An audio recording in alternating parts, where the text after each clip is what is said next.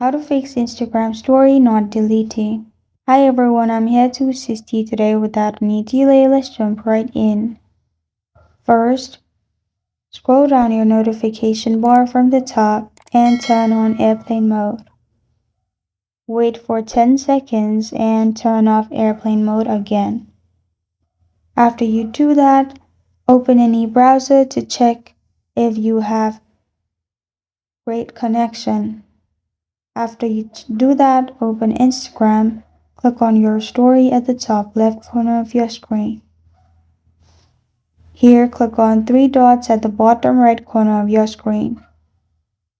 Then press on delete. If it still does not delete, simply open Chrome, search Instagram.com and log into your account.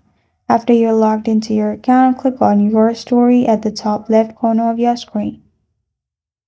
Then click on the three dots at the top right. Press on delete in here. Press on delete again, and your story will be deleted. This is how to fix Instagram story not deleting. Thank you for joining me today. If this video helps you out, please leave a like and subscribe for more. Got a question or want to suggest a topic, comment below. Thank you for watching.